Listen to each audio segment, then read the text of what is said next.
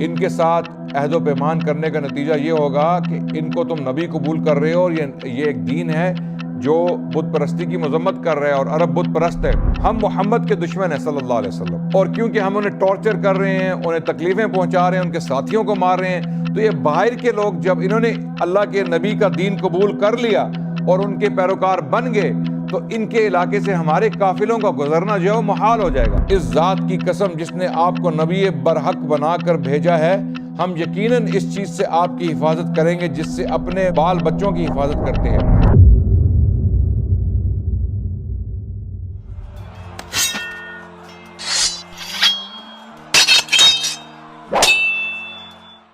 بسم اللہ الرحمن الرحیم, الحمدللہ والصلاة والسلام علی رسول اللہ, اما بعد, اعوذ باللہ السمیع العلیم من الشیطان الرجیم, بسم اللہ الرحمن الرحیم, وما ارسلناک الا رحمۃ للعالمین.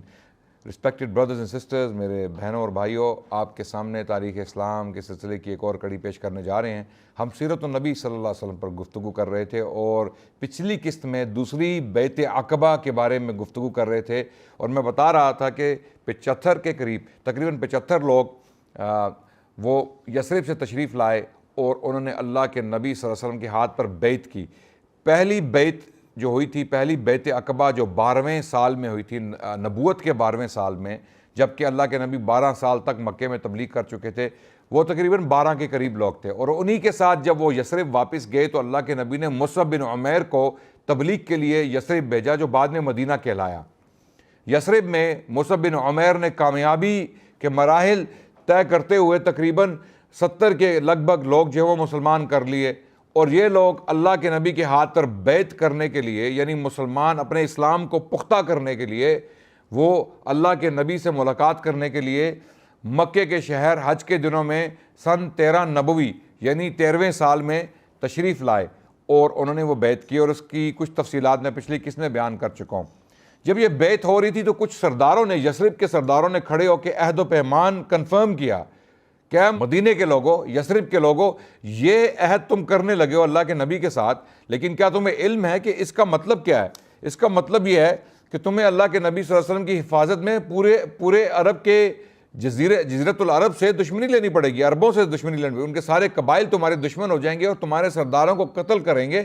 تم سے جنگ کریں گے. اس حالت میں کیا تم اللہ کے نبی کو بچا سکو گے, ان کے ساتھ کھڑے ہو گے, ان کی پروٹیکشن کرو گے؟ تو سرداروں نے اور تمام لوگوں نے بیک وقت کہا, ہم اللہ کے نبی کی حفاظت کریں گے اور جنگ بھی مول لیں گے, عربوں کی دشمنی بھی مول لیں گے, کیونکہ یہ اللہ کے سچے نبی ہیں اور اسی میں ہماری نجات اور ہدایت ہے. اور جب اللہ کے نبی صلی اللہ علیہ وسلم نے ان سے کہا کہ ایک جو شرط تھی, بیعت کی شرط, وہ یہ تھی کہ تم میری حفاظت انہی خطروں سے کرو گے جن خطرات سے تم اپنی جان کی اور اپنی اولاد کی جان کی حفاظت کرتے ہو. جب اللہ کے نبی نے یہ بات کہی اور یہ شرط پیش کی یثرب کے لوگوں کے سامنے, تو برا بن معرور کے نام سے ایک صحابی تھے, وہ کھڑے ہوئے اور انہوں نے اللہ کے نبی کا ہاتھ پکڑا اور کہا, ہاں, اس ذات کی قسم جس نے آپ کو نبی برحق بنا کر بھیجا ہے, ہم یقیناً اس چیز سے آپ کی حفاظت کریں گے جس سے اپنے بال بچوں کی حفاظت کرتے ہیں. لہٰذا اے اللہ کے رسول, آپ ہم سے بیعت لیجئے, ہم خدا کی قسم جنگ کے بیٹے ہیں اور ہتھیار ہمارا کھلونا ہے, ہماری ریت باپ دادا سے چلی آ رہی ہے. اللہ اکبر. ایسے الفاظ ان لوگوں نے جو ہے وہ کہے, اور اللہ کے نبی صلی اللہ علیہ وسلم کو جو ہے وہ اطمینان دلایا کہ آپ بالکل بے غم ہو جائیے, جب آپ ہجرت کر کے ہمارے ہاں تشریف لائیں گے تو ہم آپ کی حفاظت کریں گے, اپنی تلواروں سے, اپنی جانوں سے, اپنے مال سے آپ کی حفاظت کریں گے. اگر عربوں نے آپ پر حملہ کیا یا یہ ہمت یا جرت کی کہ آپ سے دشمنی مول لیں, تو ہمیں آپ اپنا وفادار پائیں گے اور آپ کی حفاظت ہماری ذمہ داری ہوگی. اور اس کے عوض ابو الہیثم بن تیہان نام کے ایک سردار تھے, وہ کھڑے ہوئے اور انہوں نے اللہ کے نبی سے کہا, یا رسول اللہ, ہم آپ کی حفاظت فرمائیں گے اپنی جان و مال سے, لیکن بعد میں اللہ نے جب آپ کو غلبہ عطا کیا, کیا آپ ہمیں چھوڑ تو نہیں جائیں گے؟ ہمیں آپ سے محبت ہے, کیا آپ ہمیں چھوڑ تو نہیں دیں گے؟ اللہ کے نبی مسکرائے اور انہوں نے فرمایا کہ میں آپ کو کبھی بھی نہیں چھوڑوں گا. اللہ اکبر. اور اللہ کے نبی نے اپنا وہ وعدہ پورا کیا اور مدینے میں ہی رہے, اور آخری 10 سال اپنی عمر کے جو ہے وہ مدینے میں گزارے اور وہیں پر وفات پائی. اور وہیں پر دفن ہوئے، باوجود اس کے کہ 8 ہجری میں مکہ فتح کر لیا گیا تھا، اور ہمیں یہ بھی پتا ہے کہ مکے کے شہر سے اللہ کے نبی کو بہت محبت تھی۔ تو اس دوران بہت سارے لوگوں نے عہد و پیمان کیے اور وہ کھڑے ہوئے۔ اسعد بن زرارہ کے نام سے جو شخص تھے، جو یثرب میں داعی اسلام کا کام کر چکے تھے، مصعب بن عمیر کے ساتھی تھے، حضرت مصعب بن عمیر اور اسعد بن زرارہ دونوں نے مل کے تبلیغ کا کام کیا یثرب سے، جن کی کاوشوں سے یہ لوگ مسلمان ہوئے تھے۔ تو وہ کھڑے ہوئے اور انہوں نے بھی کھڑے ہو کر یہ کہا، اے اہل یثرب، ذرا ٹھہر جاؤ، ہم آپ کی خدمت میں اونٹوں کے کلیجے جو ہے وہ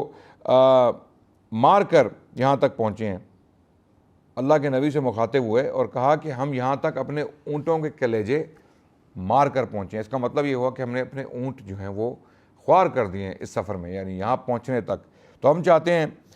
کہ اس یقین کے ساتھ حاضر ہوئے ہیں کہ آپ صلی اللہ علیہ وسلم اللہ کے رسول ہیں، اللہ کے رسول سے مخاطب ہوئے، آج آپ کو یہاں سے لے جانے کے معنی ہے سارے عرب سے دشمنی، تمہارے چیدہ سرداروں کا قتل اور تلواروں کی مار، لہٰذا اگر یہ سب کچھ برداشت کر سکتے ہو تو انہیں لے چلو، اور تمہارا اجر اللہ پر ہے، اور اگر تمہیں اپنی جان عزیز ہے تو انہیں ابھی سے چھوڑ دو، یہ اللہ کے نزدیک زیادہ قابل قبول عذر ہوگا۔ یعنی اسد بن زرارہ بھی کھڑے ہوئے اور انہوں نے وہی بیان کیا جو ان سے پہلے بیان ہو چکا تھا، کہ اللہ کے نبی کو قبول کرنے سے پہلے، اپنے ہاں بلانے سے پہلے، ان کو ہجرت کروانے سے پہلے، اس سے پہلے کہ اپنا شہر چھوڑیں، اپنا مال و اسباب مکے کے شہر میں چھوڑ کے تمہارے شہر میں آئے اور پھر تمہارے سردار قتل کیے جائیں جنگوں میں، تمہارے ساتھ عرب جنگیں کریں اور تم پیچھے ہٹ جاؤ، اس سے بہتر ہے کہ اپنا عذر ابھی اللہ کے ہاں پیش کر دو اور کہو ہم یہ نہیں کر سکتے، ان کو چھوڑ دو۔ لیکن سب لوگوں نے جو ہے وہ بیک آواز ہو کر کہا کہ ہم اللہ کے نبی کو قبول کرتے ہیں، ان شرائط پر، ان تمام مشکلات اور خطرات کے باوجود ہم اللہ کے نبی کو قبول کرتے ہیں۔ تو بیعت کی تکمیل ہوئی اور لوگوں نے اللہ کے نبی صلی اللہ علیہ وسلم پر یکے بعد دیگرے ان کے ہاتھ میں اپنے ہاتھ دیے۔ 73 جو مرد تھے، 73 مردوں نے یکے بعد دیگرے اللہ کے نبی کے ہاتھ میں اپنا ہاتھ دیا، اور جو 2 خواتین تھیں ان کے ساتھ ہاتھ ملائے بغیر جو ہے وہ بیعت کا عمل جو ہے وہ اللہ کے نبی صلی اللہ علیہ وسلم کسی غیر محرم عورت کو چھو نہیں سکتے تھے، تو ان کی بیعت جو ہے وہ زبانی لی گئی، اور باقی جو مرد تھے 73 مرد، ان کا ہاتھ اللہ کے نبی نے یکے بعد دیگرے اپنے ہاتھ میں لیا اور ان کی بیعت قبول کی۔ اور پھر اللہ کے نبی صلی اللہ علیہ وسلم نے ان میں 12 لوگ مقرر کیے، اور یہ 12 لوگ جو ہیں وہ ان کے نقبا یا لیڈرز مقرر کیے گئے اپنے چھوٹے چھوٹے قبائل جو تھے اوس اور خزرج میں، تاکہ یہ لوگ اپنے خاندانوں میں، اپنے قبائل میں جا کے اسلام کی تبلیغ کر سکیں۔ ان کو کہا گیا نقبا۔ اللہ کے نبی نے یعنی اپنے ایمبیسڈرز، آپ یہ کہہ لیں کہ اپنے جو سفیر مقرر کیے، جو اپنے قبائل میں واپس جائیں گے۔ قبائل سے مراد اپنے خاندانوں میں، اپنے چھوٹے قبیلے میں جا کے اسلام کی تبلیغ کریں گے۔ تو یہ 12 لوگ چنے گئے جن کو اس جو ہے ذمہ داری کے لیے چنا گیا۔ ایک اور شخص تھے عبادہ بن نضلہ کے نام سے، جو ایک صحابی تھے جنہوں نے اسلام قبول کیا۔ ابن اسحاق اس بارے میں وضاحت کرتے ہیں کہ عباس بن عبادہ بن نضلہ، عباس بن عبادہ کھڑے ہوئے اور انہوں نے کہا تم لوگ جانتے ہو کہ ان سے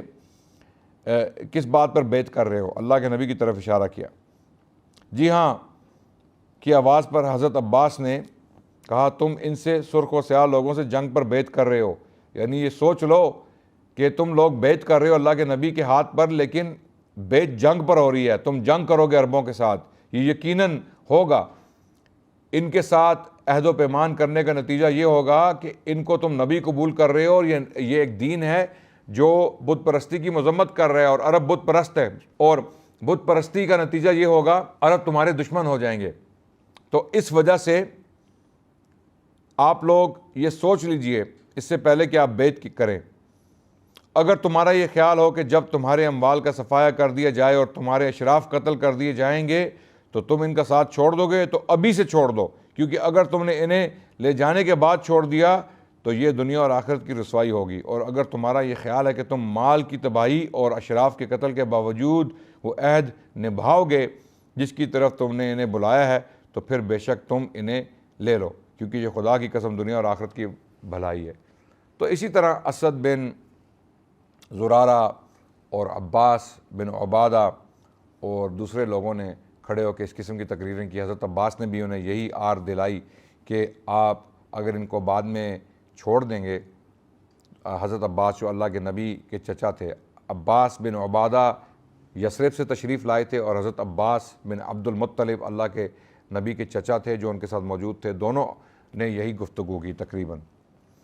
تو یہ 12 لوگ تھے جن کو چنا گیا نقیب کی حیثیت سے یا سفیر کی حیثیت سے، تاکہ وہ یثرب واپس جا کر اپنے قبائل میں اسلام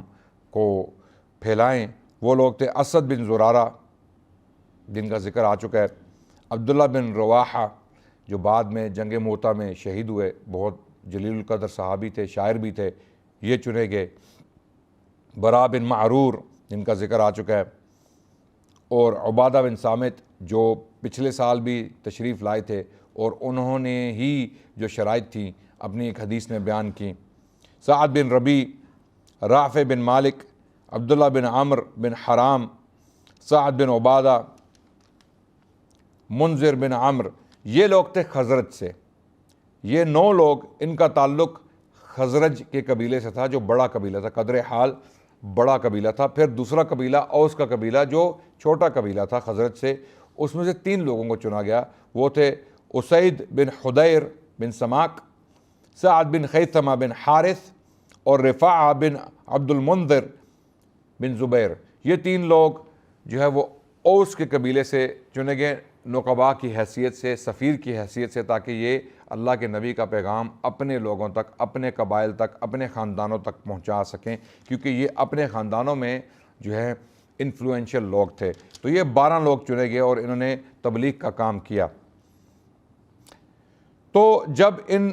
نقباء کا انتخاب ہو چکا اور بیعت کا پروسیس جو تھا وہ کمپلیٹ ہو چکا، اور یہ لوگ اللہ کے نبی کے ہاتھ پر بیعت کر چکے، تو اس وقت ایک شیطان، غالباً ایک شیطان اس گھاٹی میں موجود تھا، کیونکہ یہ سب کچھ سیکرٹلی ہو رہا تھا، پرائیویٹلی ہو رہا تھا، اور قریش کو اور مشرکین یثرب کو اس کا کوئی علم نہیں تھا کہ یہ واقعہ جو ہے یہ عقبہ کی گھاٹی میں ہو رہا ہے۔ رات کی تاریکی میں یہ لوگ اللہ کے نبی سے بیعت کر رہے ہیں اور یثرب کے مسلمان ہیں، اور اس کا علم نہ قریشیوں کو تھا، کفار قریش کو، نہ مشرکین یثرب کو۔ تو اس دوران جو ہے یہ شیطان، جن آپ کہہ سکتے ہیں، گھاٹی میں جن تھا جو شیطان تھا، اس نے کفار قریش کو خبر دینے کے لیے آواز لگائی کہ اللہ کے نبی کے ساتھ ان لوگوں نے جو وہ بیعت کر لی، یہ لوگ بے دین ہو گئے، بد دین ہو گئے۔ اس نے آواز لگائی، خیمے والو، محمد کو دیکھو، اس وقت بد دین اس کے ساتھ ہیں اور تم سے لڑنے کے لیے جمع ہیں۔ یہ آواز جو ہے جب سنی گئی تو اللہ کے نبی صلی اللہ علیہ وسلم نے اس وقت جو ہے وہ کہا کہ یہ اس گھاٹی کا شیطان ہے، یہ اس گھاٹی کا شیطان ہے،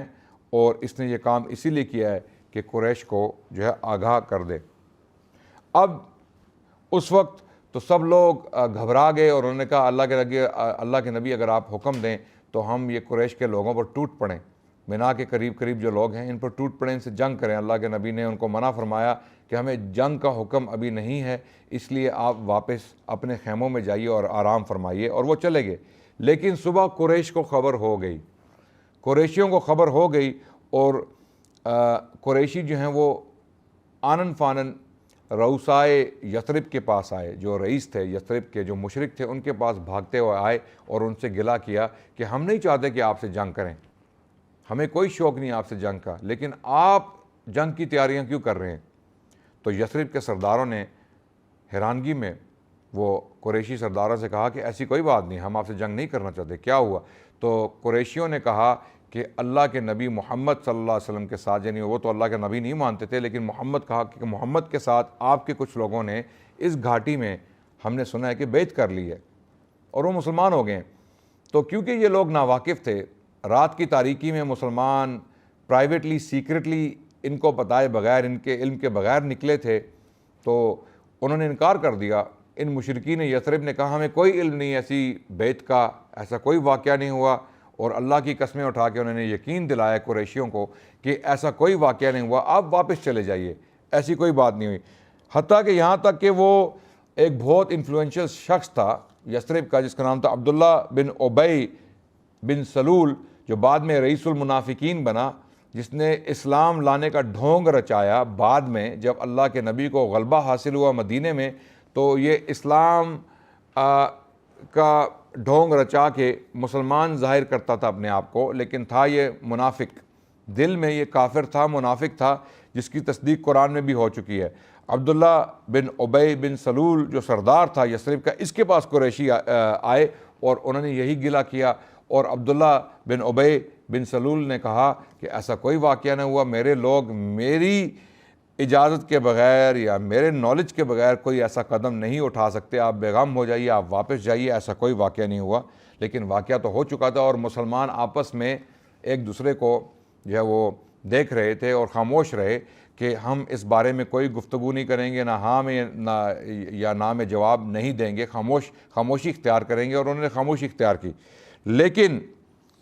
جب یہ لوگ اپنے خیمے اکھاڑ کے یثرب کی طرف واپس چلے، تو اس وقت قریشیوں کو یقینی خبر ملی کہ یہ واقعہ سچ ہے۔ کچھ لوگوں نے عقبہ کی گھاٹی میں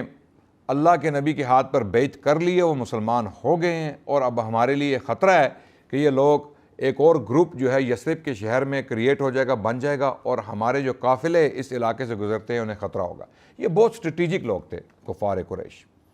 یہ اسٹریٹجک سوچ، انہیں پتہ تھا کہ اللہ کے نبی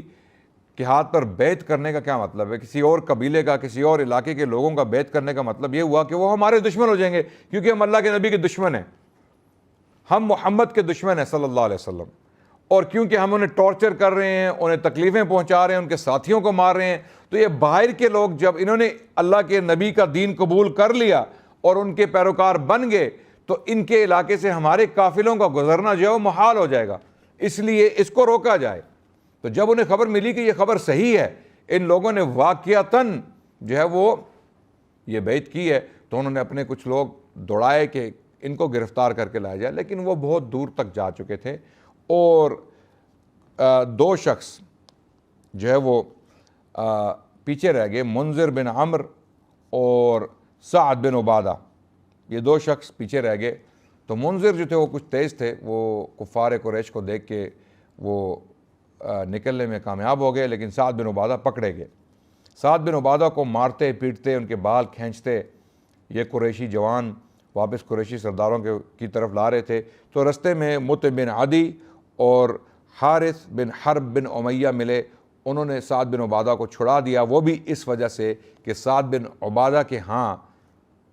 مطع بن عدی کے جو تجارتی اونٹ تھے وہ ٹھہرتے تھے، یعنی ایک پناہ گاہ تھی ان کے لیے، ان کے قافلوں کے لیے، اور سعد بن عبادہ سردار تھے،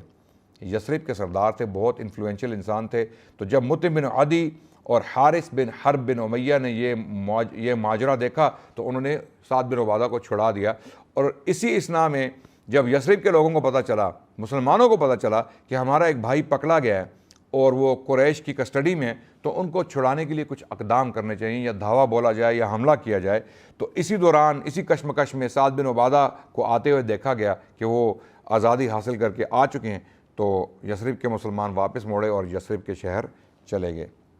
اور اسی دوران اللہ کے نبی صلی اللہ علیہ وسلم کے کچھ صحابی جو ہیں وہ ہجرت کے لیے تیار ہو گئے، یثرب کی طرف ہجرت شروع کر دی۔ اس واقعے کے اگلے 2 ماہ تک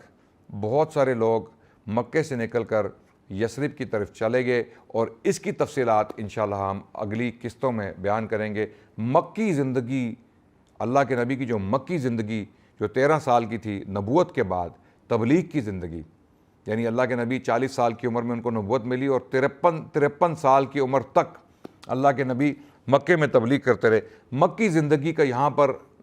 ناظرین اختتام ہوتا ہے، اور اللہ کے نبی صلی اللہ علیہ وسلم نے یہ تہیہ کر لیا کہ وہ یثرب جو بعد میں مدینۃ النبی کہلایا، اور اس کو شارٹ کر کے مدینہ کہا گیا، المدینۃ المنورہ، اس شہر کا نام پڑا لیکن پہلا نام یثرب تھا، اللہ کے نبی نے تہیہ کر لیا کہ وہ یثرب جو ہے وہ ہجرت کریں گے، اور اوس اور خزرج کے جو مسلمان ہیں انہوں نے اللہ کے نبی کو پناہ دینے کی ٹھان لی۔ ان کے سردار اس بات پر راضی ہو گئے کہ وہ اللہ کے نبی کے لیے لڑیں گے، مریں گے، جنگ کریں گے، اگر کرنی پڑی ان کو بچانے کے لیے، ان کی پروٹیکشن کے لیے، کیونکہ وہ اچھے انسان ہیں اور صحیح نبی ہیں، اللہ کے سچے نبی ہیں، اس لیے وہ اللہ کے نبی کے لیے کچھ بھی کریں گے۔ تو اگلے 2 ماہ میں بہت سارے لوگ ہجرت کر کے یثرب پہنچ گئے، اور مکے کے شہر میں صرف اللہ کے نبی رسول اللہ صلی اللہ علیہ وسلم اور ابو بکر اور کچھ کمزور مسلمان رہ گئے۔ اور ہجرت کیسے ہوئی، کن حالات میں ہوئی، کن کن لوگوں نے کی، انہیں کیا مشکلات اٹھانی، یعنی کن مشکلات کا سامنا ہوا، ان سب معاملات کے بارے میں ہم تفصیل سے آپ کے سامنے کچھ حقائق پیش کریں گے اگلی قسطوں میں۔ جو مدنی زندگی ہے اللہ کے نبی صلی اللہ علیہ وسلم کی، جو 10 سال کی تقریباً 10 سال کی زندگی ہے جو مدینے میں اللہ کے نبی نے گزاری اور بہت سارا عرصہ جنگوں اور کانفلکٹس میں گزرا، اس کے اوپر ہم آنے والی قسطوں میں انشاءاللہ روشنی ڈالیں گے۔ تب تک کے لیے آپ سے اجازت چاہتے ہیں۔ السلام علیکم ورحمۃ اللہ وبرکاتہ، وآخر دعوانا ان الحمد للہ رب العالمین۔